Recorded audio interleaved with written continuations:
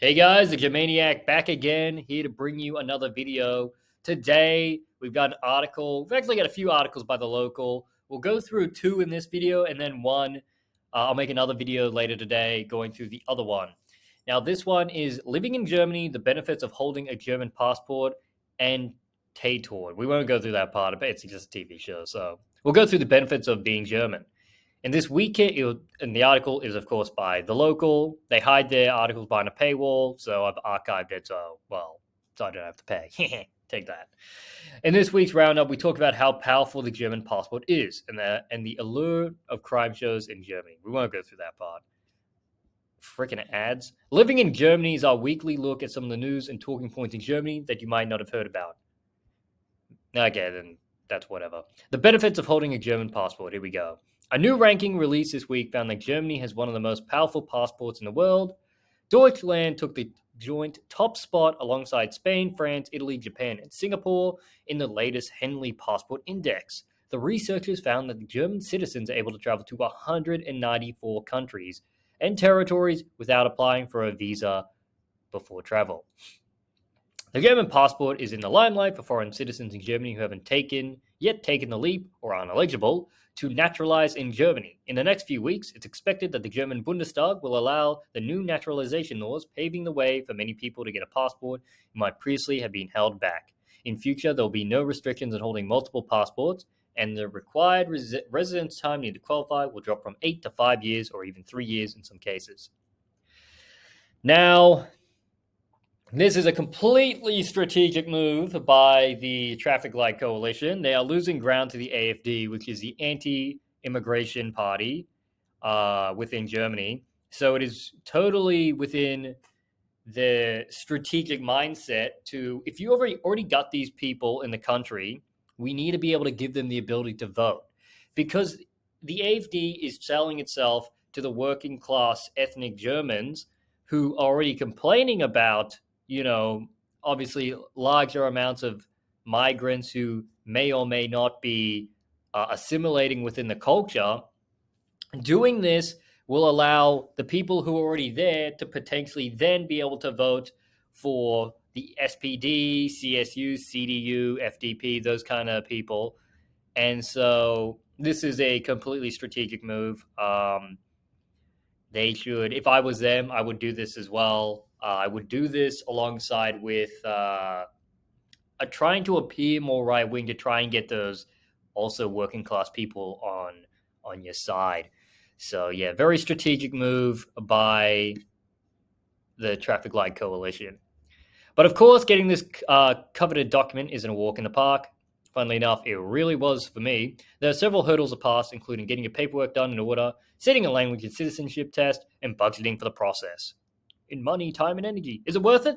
Prospect of being an EU citizen will appeal to many, especially for Brits after Brexit. For others, it could be a relief of not having to go to the Ausländerbehörde, immigration office, butchered it, for continual visa updates. It may be the lure of being able to have your say through voting in all German elections that pulls you closer to applying for a German passport. Exactly, there we go. You finally get a say. You get to counter the AfD. That is the strategy for the traffic light. What are these things that pop up on the screen? Traffic light. Does this get rid of it?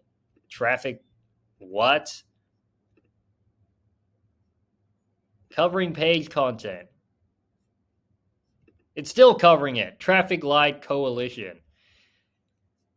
Anyway, so I was able to get it rather easily. I thought it was a third generation German, but apparently I'm actually a second generation German. So I was able to just go to an office and get it. And if you're wondering why mine is green, it is because I am. Oh, there is a little X here.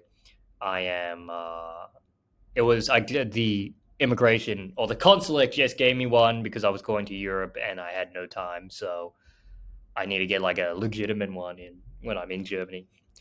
But we'll continue with this part. Everything changes in German citizenship in 2024. The Local again, and this is by Imogen Goodman. This year is set to mark a sea change in German citizenship rules, with a major reform likely to come into force in the spring. For anyone else whose tenterhooks who's been on tenterhooks awaiting Germany's new dual citizenship law, this year is set to be a big one. Following last-minute amendments at the end of last year, the bill is currently working its way through Parliament and is likely to pass in the coming weeks. Though the session hasn't been scheduled yet, we're expecting the Bundestag to finally vote on the new law in early February if all goes to plan. These sweeping reforms could become a reality as early as April 2024. On the immigration front, there are also major changes happening this year, so if you're interested in those, don't forget to check out our latest explainer. So anyway, it goes on to say Germany to permit dual nationality. In a landmark change that many foreigners have been waiting for, Germany is set to allow people to hold multiple nationalities no matter where they come from. And this is another thing, because I've had a lot of questions, just my personal life, like how can you hold dual citizenship? Because I'm also, well, one, an Australian, and two, a Seychelles. How can I hold three?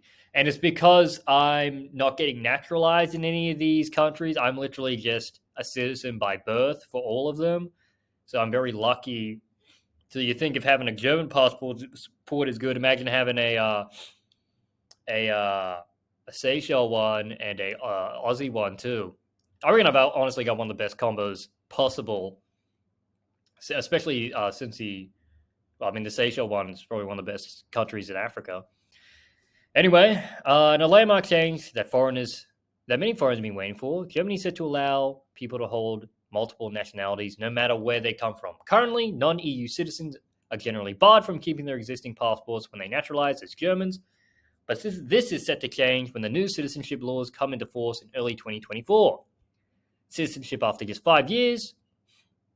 Another important citizen reform is the plan to slash the resident requirements for citizenship. In most cases, people with B1 will be able to naturalize after just 5 years, while people with C1 and outstanding professional or academic achievements can naturalize after just 3. Currently, people with B1 have to wait 8 years to apply for a citizenship, though this can be reduced to 6 with B2. No formal language test for citizens over 67s. In a move designed to benefit people from the Turkish guest worker generation, people aged 67 or over will be in future be able to naturalize without taking a formal language test. That seems like a bit of a load of crap. Like if everyone's required to go through a test, then they especially should be able to speak the language by, if you're in the country from the 50s or onwards, I guess you'd be in the 70s or something. If you're the 60s, if you're 67 by now, you should be able to speak the language at least a B1 level. Now, is it a bit hypocritical for me to say that? I barely speak any at all, and I'm a citizen. No, because, what's it called? Blood rights. I get blood rights. You don't. Huh. Anyway, instead, they will simply have to communicate with the authorities in German during the application. Oh, okay, well, yeah, maybe. For example, during an initial telephone consultation, though the simpler rules are meant to make life easier for Turkish people who have been there for generations, everyone over the age of 67 will benefit from the change. I wonder if you bring in like your father, like your Turkish or something, if you come that generation and you bring in your parent who's over 67 and they can get through the little tests that they're giving you, do you get to go through? Do you get the citizenship? That's a curious one. This is also another form of them getting more votes. It is very strategic. These people aren't going to be voting for the AfD. So in terms of getting more votes back from the AfD, well, they're not getting votes back, but they're diluting the pool. Well, they're not diluting pool, but they're increasing the pool of who can vote because they know they'll get the votes from doing that. So very strategic. Whether I agree with it or not, I don't. Very strategic. Currently, children born to non-German parents only gain citizenship if their parents have lived in Germany for 8 years or more. This is set to be reduced to 5 when the new law comes in. Children with at least one German parent will be eligible for citizenship, regardless of how long their foreign parent has been in the country. And the article speaks about new naturalization ceremonies, where every new citizen who is now a full and equal part of the country is cause for celebration. I didn't get anything like that. I wish I did. That would have been cool. But when I got mine, they informed me that I was already a German citizen by blood, essentially, because I was second generation. My father wasn't born in Germany, had never been, but his father was not an Australian citizen when he had his son, my father. So my grandfather had his son while not being an Aussie. Therefore, my father was a first generation, and that made me a second. So I was extremely lucky. Yeah, and then I was able to get a Seychelles citizenship at the same time from my mother. So very lucky for me. But once this goes through, very lucky for everybody else who has been trying to get citizenship as well. So that's it for today. It looks like the Traffic Light Coalition strategy is to allow more people to vote because they know they'll be getting those votes. So it's like you bring in more people into the country. This is what I was doing if I was a part of the Traffic Light Coalition. I would bring in more people into the country, try and get them to vote as quickly as possible, because you know that the AFD is more in an ethnic centric party who is skeptic of immigration. So that is the strategy for the, what would you call it, the TLC, Traffic Light Coalition. But anyway, that's it for that's all for today. I'm bringing out another video later, I think. And if you like the video, like, subscribe. There'll be more of this later. Have a great day.